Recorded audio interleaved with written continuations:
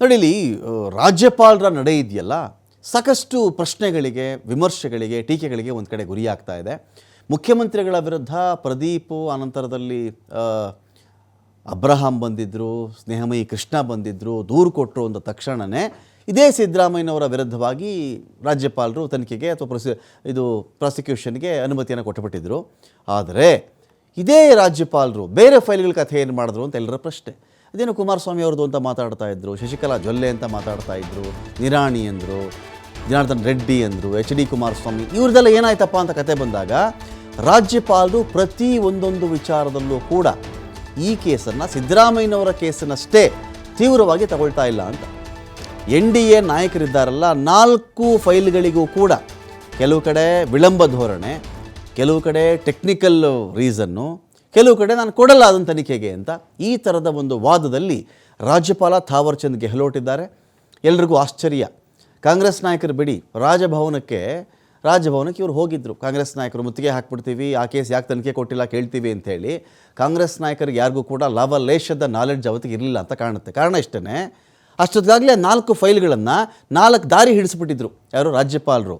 ಈ ಕಾಂಗ್ರೆಸ್ ನಾಯಕ ರಾಜಭವನ ಮುತ್ತಿಗೆ ಹಾಕ್ತೀವಿ ಅಂತ ಹೋದ್ರಲ್ಲ, ಇವರನ್ನು ಅಂದ್ಕೊಂಡ್ಬಿಟ್ಟಿದ್ರು ಆ 4 ಫೈಲನ್ನು ರಾಜಭವನದಲ್ಲೇ ನಾವು ಯಾಕೆ ಇಟ್ಕೊಂಡಿದ್ದೀರಾ ನೀವು, ಸಿದ್ದರಾಮಯ್ಯನವ್ರದ್ದು ಮಾತ್ರ ತನಿಖೆ ಕೊಟ್ಟುಬಿಟ್ರಿ, ಈ ಫೈಲ್ ಯಾಕೆ ಕೊಡಲಿಲ್ಲ, ಕೇಳೇ ಬಿಡೋಣ, ಮುತ್ತಿಗೆ ಹಾಕ್ಬಿಡೋಣ, ಒತ್ತಡ ತಂದು ಬಿಡೋಣ, ಅವ್ರ ಕೇಸ್ಗಳು ತನಿಖೆಗೆ ಬಂದುಬಿಡಲಿ ಅಂತ ಆಸೆ ಇಟ್ಕೊಂಡು ಎಲ್ಲರೂ ನುಗ್ಗಿದ್ದು ರಾಜಭವನಕ್ಕೆ ಹೋದರು. ಬಂದರು, ತಿಂಡಿ ಗಿಂಡಿ ಕೊಟ್ಟರು ರಾಜ್ಯಪಾಲರು. ಏನು ಬಂದ್ರಿ, ಏನು ಸಮಾಚಾರ ಅಂತ ಕೇಳಿದ್ರು. ಆ 4 ಫೈಲ್ ಏನು ಮಾಡಿದ್ರಿ ಅಂದರೆ, ಅಯ್ಯೋ 4 ಫೈಲ್ ಯಾವತ್ತೋ ವಿಲೇವಾರಿ ಮಾಡಿ ಕೊಟ್ಟಿದ್ದೀನಿ ಹೋಗ್ರಿ ಅಂತ ಹೇಳಿ ಕಳಿಸಿದ್ರು. ಕಕ್ಕಾಬಿಕ್ಕಿ ಇವರು ಇಲ್ಲಿಂದ ಹೋದ್ರಲ್ಲ ಕಾಂಗ್ರೆಸ್ ನಾಯಕರು, ಕಕ್ಕಾಬಿಕ್ಕಿ ರಾಜಭವನದ ಒಳಗಡೆ. ಆಚೆ ಹೇಳ್ಕೊಳಕ್ಕೆ ಮುಖ ಇಲ್ಲ ಯಾರಿಗೂ. ಆಚೆ ಬಂದು ಏನು ಹೇಳಿದ್ರು ಗೊತ್ತಾ ಕಾಂಗ್ರೆಸ್ ನಾಯಕರುಗಳು ಬೈಟ್ಗೆ ಕ್ಯಾಮ್ರಾ ಮುಂದೆ, ಇಲ್ಲ ಎಲ್ಲ ತನಿಖೆ ಮಾಡ್ತೀವಿ ಅಂತ ಭರವಸೆ ಕೊಟ್ಬಿಟ್ಟಿದ್ದಾರೆ ನಮ್ಮ ರಾಜ್ಯಪಾಲರು ಅಂತ ಹೇಳಿದ್ರು. ವಾಸ್ತವದಲ್ಲಿ 4 ಫೈಲ್ಗಳನ್ನು 4 ದಾರಿ ಹಿಡಿಸ್ಬಿಟ್ಟಿದ್ರು ರಾಜ್ಯಪಾಲರು. ಯಾವ ಥರ ದಾರಿ ಅದು? 4 ದಾರಿ ಹೇಗೆ ಅಂದರೆ, ಶಶಿಕಲಾ ಜೊಲ್ಲೆ ಅವರ ಮೊಟ್ಟೆ ಟೆಂಡರ್ ಕೇಸ್ನ ಅಕ್ರಮ ಆರೋಪದ ಕೇಸ್ಗೆ ಸಂಬಂಧಪಟ್ಟಂತೆ ನಾನು ಪ್ರಾಸಿಕ್ಯೂಷನ್ ಅನುಮತಿ ಕೊಡಲ್ಲ ಅಂದ್ಬಿಟ್ರು ಅವರು. ಟೆಂಡರ್ ಆಗಿದೆ, ಕಿಕ್ ಬ್ಯಾಕ್ ಬಂದಿದೆ, ದುಡ್ಡು ಕೊಟ್ಬಿಡಿ, 25 ಲಕ್ಷ ಅಲ್ಲಿ ಕೊಟ್ಬಿಡಿ ಇಲ್ಲಿ ಕೊಟ್ಬಿಡಿ ಅಂತೆಲ್ಲ ಶಶಿಕಲಾ ಜೊಲ್ಲೆ ಹೇಳಿದ್ದಂಥ ಒಂದು ವಿಡಿಯೋ ಇಟ್ಕೊಂಡು ಮಾತನಾಡಲಾಗಿತ್ತಾಗ. ಆರೋಪ ಬಂದಿತ್ತು, ಕೇಸ್ ಕೂಡ ಕೊಟ್ಟರು. ನಾನು ಪ್ರಾಸಿಕ್ಯೂಷನ್ ಕೊಡಲ್ಲ ಅಂದರು. ಯಾಕೆ ಅಂತ ನಾವು ಕೇಳೋಕ್ಕಾಗಲ್ಲ ರಾಜ್ಯಪಾಲರನ್ನು. ಯಾಕೆ ಅಂದರೆ ಅದು ಅವರ ವಿವೇಚನಾಧಿಕಾರ ಅಂತ, ಅವರ ವಿವೇಚನೆಗೆ ಬಿಟ್ಟಂಥ ವಿಚಾರ. ಅದು ಇಷ್ಟ ಆದರೆ ಕೊಡ್ತಾರೆ, ಕಷ್ಟ ಆದರೆ ಕೊಡಲ್ಲ, ಅವ್ರು ಕನ್ವಿನ್ಸ್ ಆಗಿಲ್ಲ ಅಂದರೆ ಕೊಡಲ್ಲ ಅಂತ. ಇದಾಯಿತಾ? ಅಲ್ಲಿಗೆ ಜೊಲ್ಲೆ ಕೇಸ್ನ ಫೈಲ್ ಕತೆ ಮುಗೀತು. ಡೈರೆಕ್ಟಾಗಿ ಅನುಮತಿ ನಿರಾಕರಿಸಿದಂಥ ಕೇಸ್ ಇದು. ಥಾವರ್ ಚಂದ್ ಗೆಹ್ಲೋಟ್ ಅವರು ಯಾಕೆ ಗೊತ್ತಿಲ್ಲ.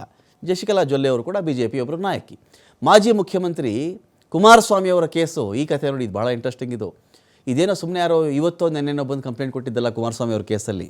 ಇದು ಕುಮಾರಸ್ವಾಮಿ ಅವರು ಮುಖ್ಯಮಂತ್ರಿ ಆಗಿದ್ದ ಕಾಲದ ಕೇಸ್. ಇದು 2011ರ ಸುಮಾರಲ್ಲಿ ತನಿಖೆಗೆ ಬರುತ್ತೆ. 10-12 ವರ್ಷಗಳ ಕಾಲದ ಒಂದು ತನಿಖೆ ನಡೆದಿದೆ. ಅದರಲ್ಲಿ ಡಿಟೇಲ್ ರಿಪೋರ್ಟ್ ಇದೆ. ಕುಮಾರಸ್ವಾಮಿ ಅವ್ರನ್ನ ವಿಚಾರಣೆ ಮಾಡೋದು ಮಾತ್ರ ಬಾಕಿ ಉಳ್ಕೊಂಡಿದೆ. ಇದೇನು ಮಾಡಿದ್ರಿ ರಾಜ್ಯಪಾಲರೇ ಅಂತ ಕೇಳಿದ್ರೆ, ಅದು ವಿಲೇವಾರಿ ಮಾಡಿದ್ನಲ್ರಿ, ನನಗೆ ತರ್ಜುಮೆ ಮಾಡಬೇಕಾಗಿತ್ತು, ಕನ್ನಡದಲ್ಲಿ ಬರ್ಕೊಂಬಂದ್ಬಿಟ್ರೆ ಲೋಕಾಯುಕ್ತರು, ನಾನು ಓದಬೇಕಾ ಕನ್ನಡದಲ್ಲಿ, ನಂಗೆ ಟ್ರಾನ್ಸ್ಲೇಷನ್ ಕೊಡಲಿ, ಅದು ಇಂಗ್ಲೀಷ್ಗೆ ಟ್ರಾನ್ಸ್ಲೇಟ್ ಮಾಡಲಿ, ಅದನ್ನು ಆಮೇಲೆ ನೋಡೋಣ ಅಂದರು ಗವರ್ನರ್. ಅಲ್ಲಿಗೆ 2ನೇ ಫೈಲ್ ಕತೆ ಮುಗಿದೋಯ್ತಾ.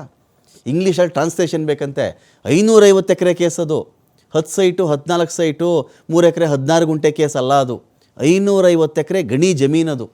ಇದನ್ನು ಕುಮಾರಸ್ವಾಮಿಯವರು ಮುಖ್ಯಮಂತ್ರಿ ಆಗಿದ್ದಾಗ ಎಲ್ಲ ನಿಯಮಗಳನ್ನು ಗಾಳಿಗೆ ತೂರಿ ಸಾಯಿ ವೆಂಕಟೇಶ್ವರ ಅವ್ರಿಗೆ ಗುತ್ತಿಗೆ ಕೊಟ್ಟುಬಿಟ್ಟಿದ್ರು ಅಂತ ಆರೋಪ ಬಂದಿದ್ದಲ್ವಾ. ಲೋಕಾಯುಕ್ತರೇ ಡಿಟೇಲಾಗಿ ಚೆಕ್ ಮಾಡ್ಕೊಂಡು ಬಂದರು. ಕುಮಾರಸ್ವಾಮಿಯವರು ತರಾತುರಿಲಿ ಒಂದು ಪ್ರೆಸ್ ಮೀಟ್ ಮಾಡಿಬಿಡ್ತಾರೆ ಅವತ್ತಿಗೆ. ನನಗೂ ಇದಕ್ಕೂ ಸಂಬಂಧನೇ ಇಲ್ಲ, ಈ ಬರವಣಿಗೆನೇ ನಂದಲ್ಲ, ಅನುಮತಿ ಕೊಟ್ಟಿರುವ ಬರವಣಿಗೆ ನಂದೇ ಅಲ್ಲ, ನಾನು ಸೈನೇ ಮಾಡಿಲ್ಲ, ಬೇಕಾದರೆ ಯಾವುದೇ ದೇಶದ FSL ಅವ್ರಿಗೆ ಇದನ್ನು ಕೊಟ್ಬಿಟ್ಟು ತನಿಖೆ ಮಾಡಿಸ್ರಪ್ಪ ಅಂದರು. ಸರಿ, ಕುಮಾರಸ್ವಾಮಿಯವರು ಮಾಡಿಲ್ಲ, ಹಾಗಾದರೆ ಮಾಡಿಸಿದ್ರಾ? ಬೇರೆಯವರು ಮಾಡಿದ್ರಾ? ಕಣ್ಣು ಮುಚ್ಕೊಂಡು ಕೂತಿದ್ರ ಕುಮಾರಸ್ವಾಮಿಯವರ ಹೊತ್ತಿಗೆ? ಬೇರೆಯವರು ಸೈನ್ ಮಾಡಿದ್ರೆ, ಬೇರೆಯವರು ಬರವಣಿಗೆ ಹಾಕಿದರೆ ಒಂದು ರಾಜ್ಯದ ಮುಖ್ಯಮಂತ್ರಿಗಳು 550 ಎಕರೆ ವಿಚಾರಕ್ಕೆ ಸಂಬಂಧಪಟ್ಟಂತೆ ಕಣ್ಣು ಮುಚ್ಕೊಂಡು ಕೂತಿದ್ರ ಅಂತ ಒಂದು ಪ್ರಶ್ನೆ ಬಂತು. ಉತ್ತರನೇ ಇಲ್ಲ ಅದಕ್ಕೆ. ಇದನ್ನೆಲ್ಲ ಥರೋವಾಗಿ ಲೋಕಾಯುಕ್ತರು ತನಿಖೆಯನ್ನು ಮಾಡಿ ಸ್ವಾಮಿಯವ್ರನ್ನ ವಿಚಾರಣೆ ಮಾಡಬೇಕು, ಪ್ರಾಸಿಕ್ಯೂಷನ್ ಅನುಮತಿ ಕೊಡಿ ಅಂತ ಕೇಳಿದ್ರೆ ಅದಕ್ಕೇನು ಮಾಡಿದ್ದಾರೆ, ನೀವೆಲ್ಲ ಕೊಟ್ಟಿದ್ರಲ್ಲಪ್ಪ ದಾಖಲೆಗಳು, ಇದೆಲ್ಲ ನನಗೆ ಇಂಗ್ಲೀಷಲ್ಲಿ ಬೇಕು, ಆಮೇಲೆ ನೋಡೋಣ ಅಂತ ಹೇಳಿಬಿಟ್ರು. ಅಲ್ಲಿಗೆ 2ನೇ ಕೇಸ್ ಕಥೆ ಮುಗೀತು.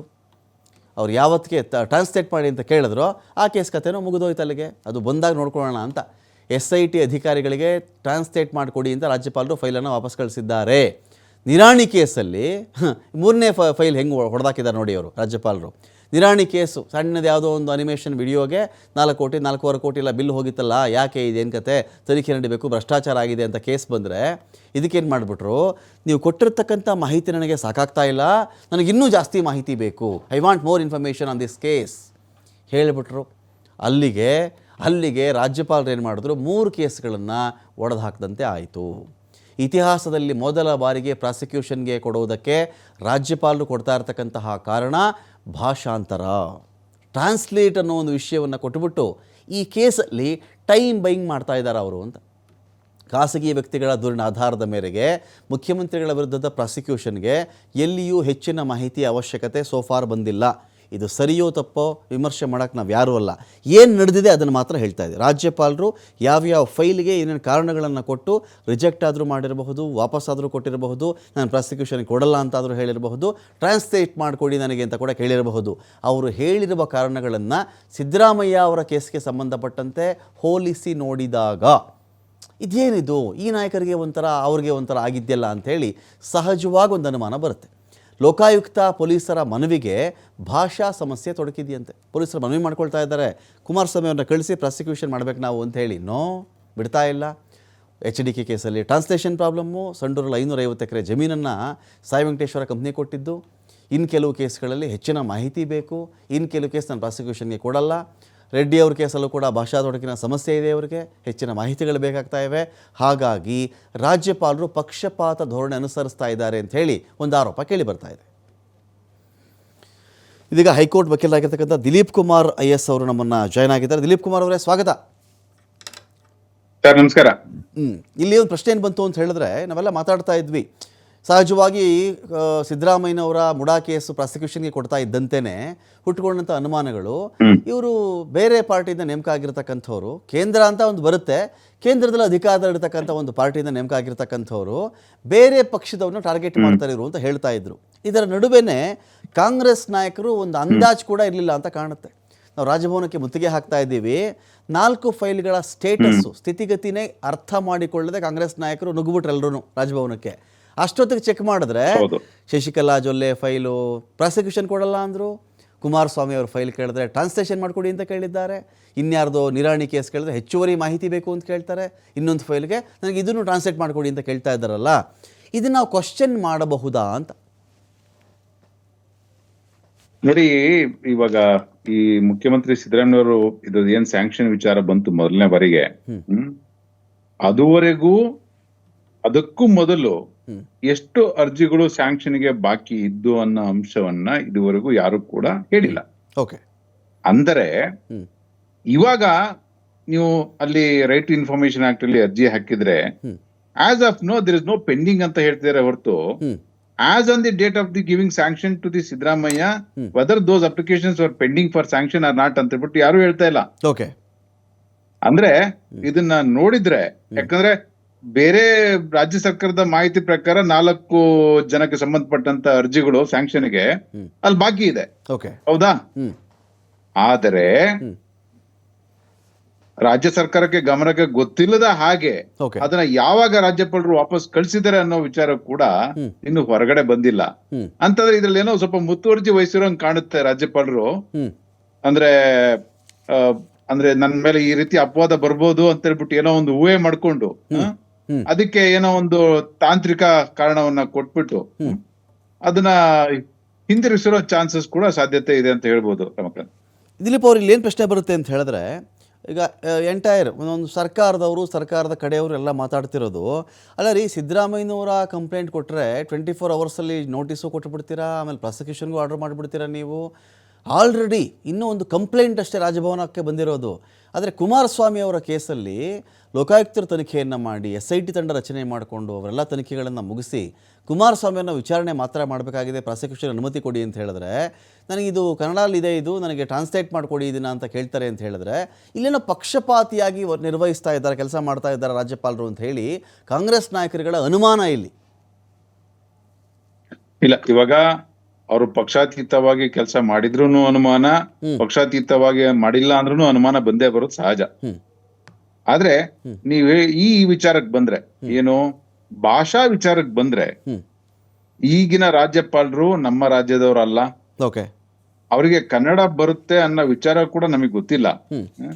ಆದ್ರೆ ಅದೊಂದು ಕಾರಣ ಇರಬಹುದು. ಅಂದ್ರೆ ಅವರ ಕನ್ಸಿಡರ್ ಮಾಡ್ದಲೇ ಇರೋದಕ್ಕೆ ಅದು ಒಂದು ಕಾರಣ ಇರಬಹುದು, ಅಥವಾ ನಾವು ಅಲಿಗೇಷನ್ ಮಾಡಿದಕ್ಕೆ ಅದು ಒಂದು ಕಾರಣ ಹುಡ್ಕೊಂಡಿರ್ಬೋದು. ಓಕೆ, ಇದು ಆಗಸ್ಟ್ 28ರ ಸುಮಾರಿಗೆ ದಿಲೀಪ್ ಕುಮಾರ್ ಅವರೇ ಕೆಲವೊಂದು ಫೈಲ್ಗಳು ಆಗಸ್ಟ್ 28ರ ಒಳಗಡೆ ಆ ಒಂದು ಒಳಪಟ್ಟು ಕೆಲವು ಫೈಲ್ಗಳೆಲ್ಲ ಕೆಲವು ತಿರಸ್ಕರಿಸಿದ್ದಾರೆ, ಕೆಲವು ವಾಪಸ್ ಕಳಿಸಿದ್ದಾರೆ, ನಮ್ಮ ಪ್ರಾಸಿಕ್ಯೂಷನ್ ಕೊಡಲ್ಲ ಅಂತ ಹೇಳಿದ್ದಾರೆ. ಇಲ್ಲೆಲ್ಲರೂ ಕೇಳೋದೇನು ಅಂತ ಹೇಳಿದ್ರೆ, ನಾನು ಅದನ್ನೇ ಹೇಳಿದೆ ನಿಮಗೆ. ಟ್ರಾನ್ಸ್ಲೇಷನ್ ಇಶ್ಯೂ ಇದ್ರೆ ಅದನ್ನೇ ಹೇಳಿದೆ, ಟ್ರಾನ್ಸ್ಲೇಷನ್ ಇಶ್ಯೂ ಇದ್ರೆ ಆಗಸ್ಟ್ 28ರವರೆಗೂ ನೀವು ಯಾಕೆ ವೇಟ್ ಮಾಡ್ತಾ ಇದ್ರಿ? ಅದೇ ನಾನು ಇದರಲ್ಲಿ ಸ್ವಲ್ಪ ರಾಜ್ಯಪಾಲರು ನಡೆ ನನ್ನ ಮೇಲೆ ಈ ರೀತಿ ಅಪವಾದಗಳು ಬರಬಹುದು ಎನ್ನೋ ಊಹೆಯಿಂದ ಅದನ್ನ ಕಳ್ಸಿರೋ ಸಾಧ್ಯತೆ ಇದೆ. ಅದ್ರಲ್ಲಿ ನೀವು ಅಂದಾಜಿಸಬಹುದು, ಒಂದ್ ಲೈನ್ ಅಲ್ಲಿ ಒಂದು ಎಲ್ಲೋ ಒಂದ್ ಸ್ವಲ್ಪ ಪೂರ್ವಗ್ರಹ ಪೀಡಿತರಾಗಿದ್ರೇನೋ, ಜುಡೈಸ್ ಆಗಿದ್ರೇನೋ ರಾಜ್ಯಪಾಲರು ಅಂತ ಹೇಳ್ಬಿಟ್ಟು ಒಂದ್ ಮನವರಿಕೆ ಆಗತ್ತೆ. ಓಕೆ, ಆಮೇಲೆ ಈ ಪ್ರಾಸಿಕ್ಯೂಷನ್ ಅಂತ ವಿಚಾರ ಇದೆಯಲ್ಲ ದಿಲೀಪ್ ಕುಮಾರ್ ಅವರೇ, ಈಗ ಸಪೋಸ್ ನಾಳೆ ಯಾರೋ ಬಂದು ಕೇಳ್ತಾರೆ, ಈಗ ಶಶಿಕಲಾ ಜೊಲ್ಲೆ ಅವ್ರದ್ದು ಒಂದು ಮಕ್ಕಳಿಗೆ ಕೋಳಿ ಮೊಟ್ಟೆ ಕೊಡ್ತಕ್ಕಂಥ ಒಂದು ಟೆಂಡರ್ ವಿಚಾರದಲ್ಲಿ ಲಕ್ಷಾಂತರ ರೂಪಾಯಿ ಕಿಕ್ ಬ್ಯಾಕ್ ತೊಗೊಂಡಿದ್ದಾರೆ ಅವರು, ಬೇರೆಯವ್ರಿಗಿಂತವ್ರು ಕೊಟ್ಟುಬಿಡಿ ಅಂತೆಲ್ಲ ಒಂದು ಆರೋಪ ಬಂತು ಅಂತ ಒಂದು ವಿಷಯ ಬಂದಾಗ, ಇದರಲ್ಲಿ ನಾನು ಪ್ರಾಸಿಕ್ಯೂಷನ್ ಕೊಡಲ್ಲ ಅಂತ ಬಂದಾಗ ಇಲ್ಲಿವರೆಗೂ ಕೋರ್ಟಲ್ಲಿ ಏನಾಗ್ತಿತ್ತು ಚರ್ಚೆ ಸಿದ್ದರಾಮಯ್ಯನವ್ರ ಕೇಸಲ್ಲಿ ಅಂತ ಬಂದರೆ ಒಂದೇ ವಿಷಯ, ಸಿದ್ದರಾಮಯ್ಯನವರು ತಪ್ಪು ಮಾಡಿದರೆ ಅಂತ ನಾನು ಹೇಳ್ತಾ ಇಲ್ಲಪ್ಪ, ಪ್ರಾಸಿಕ್ಯೂಷನ್ ಆಗಲಿ, ತಪ್ಪು ಮಾಡಿದ್ದಾರೋ ಮಾಡಿಲ್ವೋ ತನಿಖೆ ನಡೀಲಿ, ವಿಚಾರ ಆಗಲಿ ಅನ್ನೋ ಕಾರಣಕ್ಕೆ ನಾವು ಪ್ರಾಸಿಕ್ಯೂಷನ್ ಕೊಟ್ಟಿದ್ದೀವಿ ಅಂತ ಹೇಳಿ ರಾಜ್ಯಪಾಲರ ಪರವಾಗಿರ್ತಕ್ಕಂಥ ವಕೀಲರ ವಾದ. ಅದೇ ಜೊಲ್ಲೆ ಅವ್ರಿಗೆ ಈ ಕೇಸ್ ಅಪ್ಲೈ ಆಗಲ್ವಾ? ಜೊಲ್ಲೆ ಅವ್ರು ಮಾಡಿದಾರೋ ಇಲ್ವೋ ರಾಜ್ಯಪಾಲರಿಗೆ ಹೆಂಗೆ ಗೊತ್ತಾಗ್ಬಿಡ್ತೀವಿ ಇವಾಗ ಅಂತ ಒಂದು ಇನ್ ಜನರಲ್ ಕ್ವಶನ್ ಬರಲ್ವಾ ಅಂತ. ಹೌದು, ನೀವ್ ಹೇಳೋ ಪ್ರಕಾರ ನಾವು ತಗೊಂಡ್ರೆ, ನೀವು ಈ ಪ್ರಿನ್ಸಿಪಲ್ ನ ನೀವು ಮಾನ್ಯ ಮುಖ್ಯಮಂತ್ರಿ ಅವ್ರ ಮೇಲೆ ನೀವು ಹೊರಸೋದಕ್ಕೆ ಹೋದ್ರೆ, ಅಂದ್ರೆ ಒಂದು ಅಲಿಗೇಷನ್ ಬಂದಿದೆ, ಅವರು ಲೆಟ್ ಹಿಮ್ ಫೇಸ್ ಅಂತ ಹೇಳ್ಬಿಟ್ಟು. Similarly there is also allegation as the other ministers where the sanction is pending from the governor side. Okay, it has to be applied for the same logic ಅಲ್ವಾ? Correct. ಇವಾಗ ಏನ್ logic ನೀವು ಇದಕ್ಕೆ use ಮಾಡ್ತೀರಿ ಸಿದ್ದರಾಮಯ್ಯ ವಿಚಾರದಲ್ಲಿ, ಅದೇ ರೀತಿ logic ಕೂಡ ನೀವು ಬೇರೆ ಪ್ರಕರಣದಲ್ಲೂ ನೀವು ಅದನ್ನ ಅನ್ವಯಿಸಬೇಕು. ಪ್ರಾಸಿಕ್ಯೂಷನ್ ಕೊಡಲ್ಲ, ಒಂದ್ ಕಣ್ಣಿಗೆ ಬೆಣ್ಣೆ ಇನ್ನೊಂದ್ ಕಣ್ಣಿಗೆ ಸುಣ್ಣ ಅಂತ ಹೇಳಿದ್ರೆ ಅದು ತಪ್ಪಾಗತ್ತೆ. ಅದೇ ನಮ್ಗೆ ಅಲ್ಲಿ ಅಂದ್ರೆ ನಾನು ಇದುವರೆಗೂ ಶಶಿಕಲಾ ಜೊಲ್ಲೆ ಅವರ ವಿಚಾರದಲ್ಲಿ ಯಾವ ರೀತಿ ಆರ್ಡರ್ ಮಾಡಿದ್ದಾರೆ, ಆದೇಶ ಮಾಡಿದ್ದಾರೆ ಗವರ್ನರ್ ಅನ್ನೋದು ನಾನು ಇನ್ನು ತಿಳ್ಕೊಂಡಿಲ್ಲ, ನಾನು ದಾಖಲಾತಿ ಕೂಡ ನೋಡಿಲ್ಲ.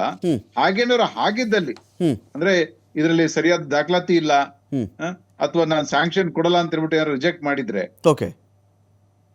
ಅಂದ್ರೆ ಒಂದು ಅದರಲ್ಲಿ ಹೌದು ಏನೋ ಪ್ರಿಜುಡೈಸ್ ಆಗಿರ್ಬೋದು ಮಾನ್ಯ ಮುಖ್ಯಮಂತ್ರಿ ಅವ್ರ ವಿಚಾರದಲ್ಲಿ ಅಂತ ಹೇಳ್ಬಿಟ್ಟು ಭಾವನೆ ಬರೋದು ಸಹಜ.